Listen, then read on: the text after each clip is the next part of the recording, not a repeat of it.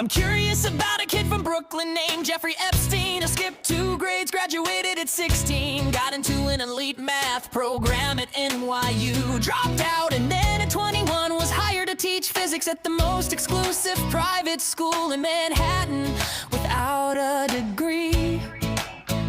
The headmaster was Donald Barr, OSS veteran, precursor to the CIA, who wrote a novel about elites keeping humans as sex slaves, and who just happens to be the father of William Barr, the attorney general who would oversee the jail where Epstein died 45 years later.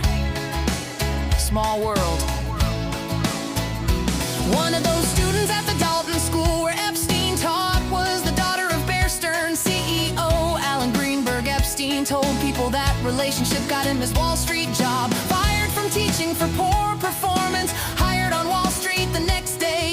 At Bear Stearns, he rose from junior floor assistant to advising the bank's wealthiest clients, including Edgar Bronfman, president of Seagram's, who would later co-found something called the Mega Group, along with Leslie Wedner and Ronald Lauder, a secret network of billionaire donors coordinating pro-Israel strategy. He joined the Rockefeller University Board, the Trilateral Commission, the Council on Foreign Relations. David Rockefeller personally mentored him, a college dropout from Coney Island, at the table with the man who built the globalist infrastructure. It seems that many were fascinated or impressed by Epstein and his connections, which helped him become even more connected. A defense contractor named Douglas Lee's and Nixon's former Attorney General John Mitchell introduced him to Stephen Hoffenberg, who says Lee's recruited Epstein for British intelligence, and Hoffenberg introduced him to Robert Maxwell.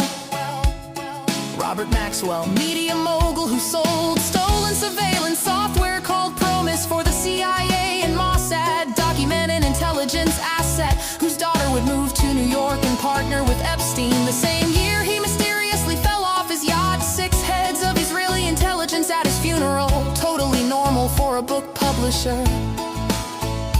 During this same period, Epstein had an Austrian passport with his photo, but a false name and a Saudi address. That's not something you pick up at the post office, that's intelligence tradecraft.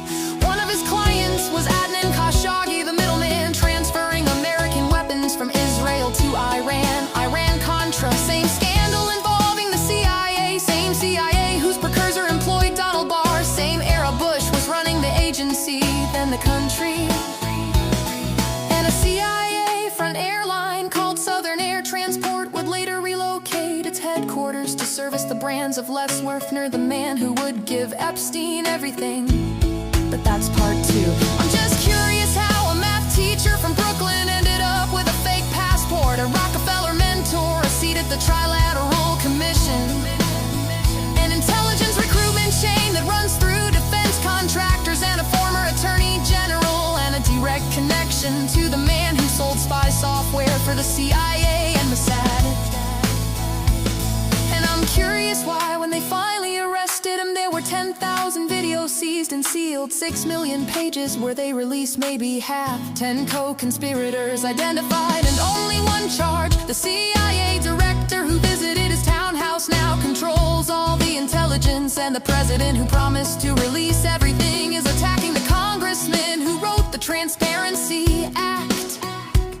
I'm just curious if those files stay sealed, not to protect one man's secrets, but to protect the system that created him.